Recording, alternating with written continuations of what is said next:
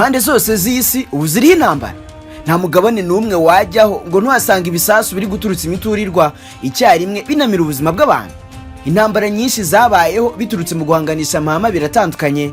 Ubwo ndavuga Leta Zunze Ubumwe za Amerika nabo bafatanyije bahanganye kenshi n'Uburusiya, gusa bagahanganira ku butaka bw'amahanga ariko cyane ubwo muri Afurika. Byagenda bita Ubufaransa busakiranye n'Uburusiya mu ntambara. Vladimir Putin n'igisirikare cye cy'Uburusiya Russian Armed Forces barengerwa n'izihe turufu muri intambara. Abafaransa bose bafite iki mu bubiko bakifashisha mu kurinda imbago zabo? Reka tubivugeho.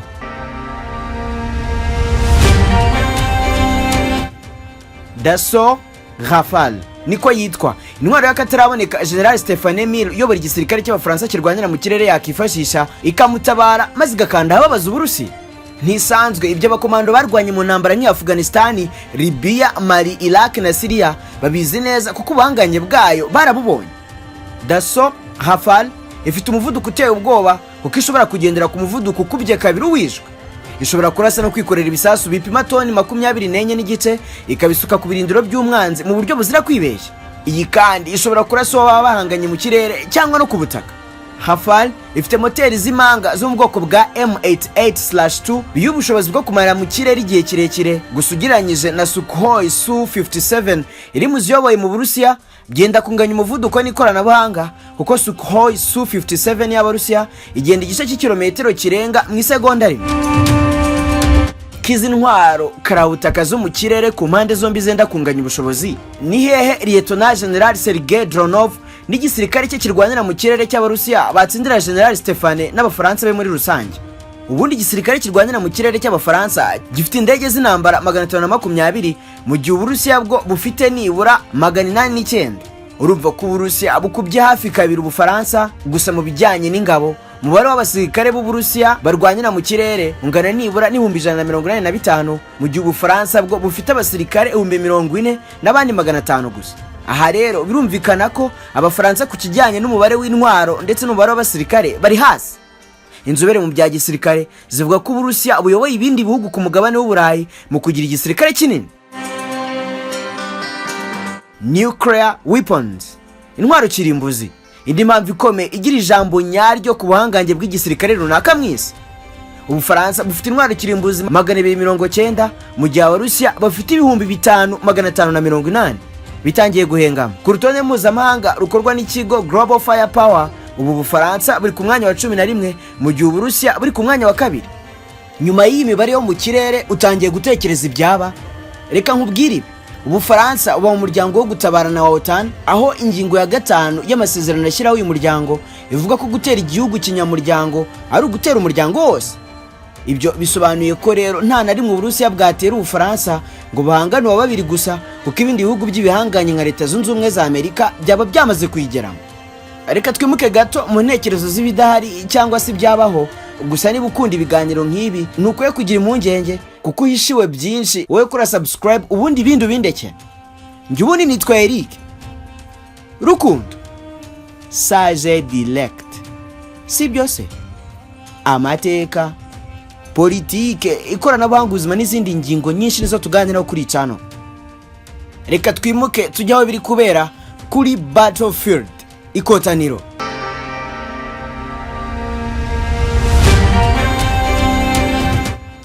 Ibintu bibiri by'ingenzi biba mu ntambara kandi biba bizwi neza n'abantu bayitangiza n'abayigiramo uruhare ni ukwica abantu no kwitegura kwicwa igihe icyo ari cyo cyose.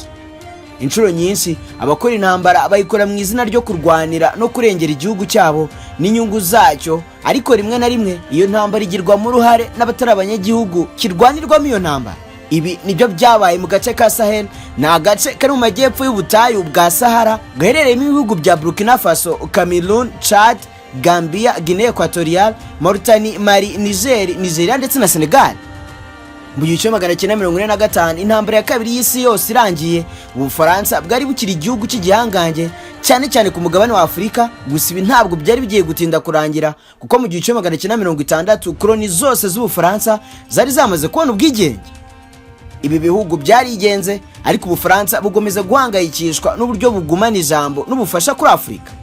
Ku ruhande rumwe Ubufaransa bwashakaga ibi kugira ngo nyine bugire ijambo mu ruhando mpuzamahanga, kuko kugira ijambo ku bindi bihugu ni ikimenyetso cy'uko uri igihangange, ariko ku rundi ruhande byari no mu rwego rw'intambara y'ubutita, kuko iyi ntambara yaranzwe n'uko ibihugu byagiye byigarurira ibindi bigamije guhanganisha amatwara yari y'icyo gihe ya capitalism ndetse na communism. Ubufaransa nk'igihugu cyo mu burengerazuba bw'isi cyagize uruhare mu kurwanya mu buryo bwose bushoboka amatwara y'abasosiyalisiti y'Abarusiya aho yashoboraga kuboneka hose ku isi.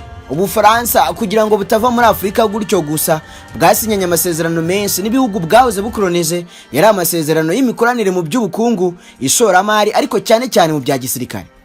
Yari amasezerano Ubufaransa bwazanye kugira ngo bugumane ubutegetsi ku bihugu bwari bwarahoze bukolonije. Aha akaba ari naho havutse ifaranga ryitwa CFA, Franc de la Communauté Financière Africaine, ryemeye gukoreshwa n'ibihugu byahoze bikolonijwe n'Ubufaransa kandi bikanemera kwakira ibigo by'ubucuruzi by'Abafaransa ngo abe ari byo bakorana nabyo. Ubufaransa kandi bwagumishije ingabo zabwo muri ibyo bihugu bwahoze bukolonije. Aha ni naho havutse amagambo nka France Afrique ndetse n'amagambo agaragaza ko Ubufaransa ari umupolisi wa Afurika.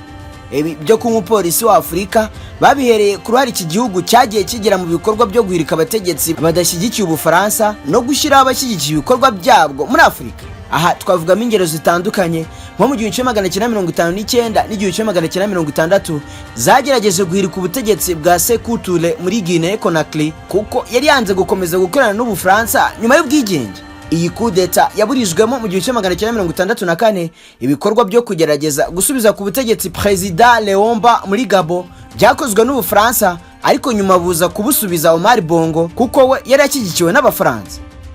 Uyu yagumye ku butegetsi imyaka 41 kugeza apfuye, aza gusimburwa n'umuhungu we nawe wirukanwe ku butegetsi ejo bundi muri 2023 bigizwemo uruhare n'Ubufaransa, akaba yari amaze imyaka 13 ku butegetsi. Mu mwaka w'1979 Ubufaransa bwakoze operasiyo yo gukuraho Bokassa muri Central Africa. Uyu usibye ko yararwanye mu ngabo z'Ubufaransa yanarwanyaga communisme cyane kandi yabaye umuntu wa hafi w'Ubufaransa, gusa yakoze ikosa ryo gushaka kwiyegeranya na Muammar Gaddafi muri Libya. Uyu yaje kwirukanwa ku butegetsi buhabwa mu byara we Dako. Ibikorwa nk'ibi byarakomeje, ariko mu mwaka w'1991 ubwo Leta Zunze Ubumwe z'Abasoviyete zahirimaga ibikorwa by'Abafaransa byo kurinda ko communism ikomeza gukwira muri Afurika, byahise bitakaza agaciro. Ubufaransa butangira guhindura politiki yabwo muri Afurika ndetse buvuga ko bugiye kuvugurura uburyo butanga inkunga, hakajya harebwa n'ibigihugu cya Afurika gihabwa izo nkunga kigendera kuri demokarasi. Mu 1999 Minisiteri yari ishinzwe ubutwererane yari yarashyizweho na Charles de Gaulle, yari ishinzwe kwita ku bihugu bya Afurika byahoze bikolonijwe n'Ubufaransa, yakuweho iri shami rishyirwa muri Minisiteri y'Ububanyi n'Amahanga. Ibi byose byatumaga urwango rw'Abafaransa rukomeza kuzamuka muri Afurika, nuko ibikorwa Ubufaransa bwagiye bukomeza kujora mu bihugu bya Afurika nko mu Rwanda, muri Côte d'Ivoire aho habaye intambara hagati y'umwaka wa 2002 n'2004. Ubufaransa bukaza buje gosha imirwano, gusa nyuma bukaza kwigiramo uruhare. Ibi byateza abanyakote d'Ivoire umujinya, ndetse rimwe na rimwe hakabaho kurasana hagati y'ingabo za Côte d'Ivoire n'iz'Abafaransa. Kuva mu bihe by'ubwigenge Afurika yabaye ahantu heza h'ibikorwa bitandukanye by'ingabo z'Abafaransa, bakahohereza ingabo uko babishatse, gusa hari ibikorwa bitazibagirana. Igikorwa cya gisirikare cy'Ubufaransa muri Afurika gisa n'icyabaye gitonyanga kije gusendereza ivaza amazi akameneka ni operation bise Serval yo muri 2013, aho Ubufaransa bwohereje muri Mali abasirikare 2500 baje gufasha igisirikare cya Mali mu kurwanya intagondwa ziyitirira Islam zamaze igihe kinini zifatanyije n'inyeshyamba zarwanyaga ubutegetsi bwa Mali mu majyaruguru ya Mali. Iki gihe rero ikibazo cyabaye nuko aba Bafaransa bananiwe gutsinda aba baterabwoba, maze muri 2013 icyari operation Serval gihinduka operation Balkan. Iyi yo urugamba rwayo yararwaguye irugeza mu bindi bihugu bine byo muri Sahel, ari byo Mauritania, Burkina Faso, Niger ndetse na Chad. Nubwo Ubufaransa bwishimiye ko bwishe abayobozi benshi b'abaterabwoba muri iki gihe, ariko ibikorwa by'iterabwoba byo byarakomeje. Nyuma y'amajyaruguru no hagati muri Mali, iterabwoba ryakajije umurego muri Burkina Faso ndetse na Niger, kugera muri Côte d'Ivoire, Benin ndetse na Togo. Mu magambo make iyi operation nayo ntiyageze ku byo yari yiyemeje.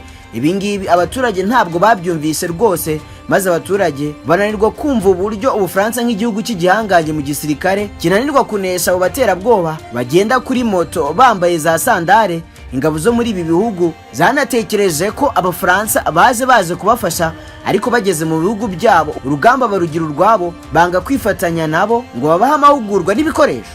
Ibi rero byabaye nko kubwira ingabo z'ibi bihugu ngo nimuhegame tubereke, mwebwe iby'urugamba ntimubimenyereye.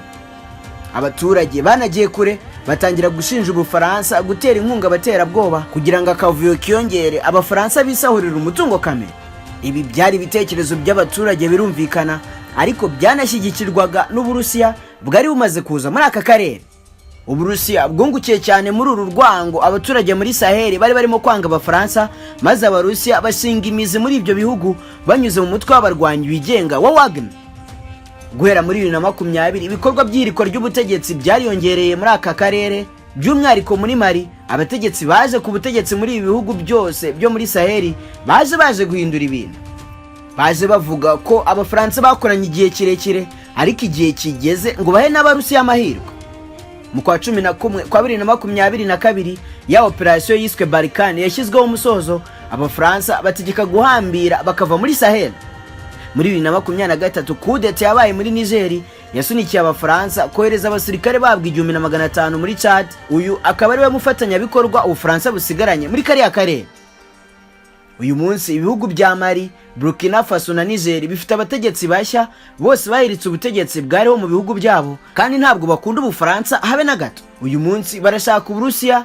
Kwanga Ubufaransa ubwabyo byari bihagije, ariko bongeyeho kwitandukanya na bagenzi babo b'Abanyafurika bagifitanye umubano n'Ubufaransa. Mu minsi iri imbere bazatangira ikoreshwa ry'urwandiko rw'inzira passport rukoze mu buryo bw'ikoranabuhanga. Ibi biri no muri gahunda yabyo yo kwikura mu muryango mugari w'ubukungu wo muri ako karere witwa CEDEAO.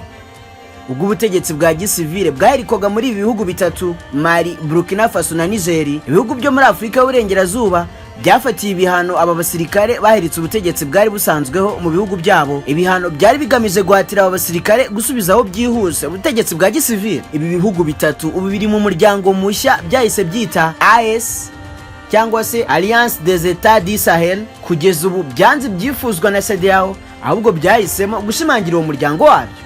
Mu ijambo yavugiye kuri televiziyo mu minsi ishize, Colonel Assimi Goïta ukuriye itsinda ry'abasirikare riri ku butegetsi muri Mali yagize ati mu minsi iri imbere pasiporo nshya yo mu ikoranabuhanga y'ihuriro ryacu izatangira gukoreshwa hagamije guhuza inyandiko z'inzira mu karere duhuriyemo kacu. Colonel Goïta, perezida w'agateganyo w'umuryango cyangwa se ihuriro rya AES, yabivuze umunsi umwe mbere y'uko leta za gisirikare zo muri ibi bihugu zizihiza isabukuru y'umwaka umwe ushize zifashe icyemezo cyo gukora ihuriro ryazo bwite. Uyu mugabo yavuze ko barimo guteganya gutangiza serivisi ihuriweho izateza imbere uburyo buhuriweho bwo gutangaza amakuru muri izi leta eshatu. Ntiharasobanuka neza ingaruka z'izo pasiporo nshya zizagira ku baturage b'ibyo bihugu mu ngendo zabo mu bindi bihugu byo muri CEDEAO, aho bari bemerewe kujya nta visa kubera kugira pasiporo y'akarere y'uwo muryango w'ibihugu 15. Mu kwezi kwa karindwi uyu mwaka, abakuru b'amatsinda ya gisirikare ari ku butegetsi muri ibyo bihugu bitatu bavuze ko bateye umugongo CEDEAO mu buryo budasubirwa. Akarere ka Sahel kamaze imyaka ibarirwa muri za mirongo ganganye n'urugomo rw'imitwe y'intagondwa zigendera ku mahame akaze yiyitira Islam. Bigereranywa ko abantu babarirwa mu bihumbi bamaze kwicwa, naho abandi babarirwa muri za miliyoni bavuye mu byabo muri aka karere. Gukemura ikibazo cy'izo ntagondwa ni imwe mu mpamvu abo bategetsi ba gisirikare batanze yatumye baherika ubutegetsi, nubwo kugeza ubu bananiwe guhagarika urwo rugomo.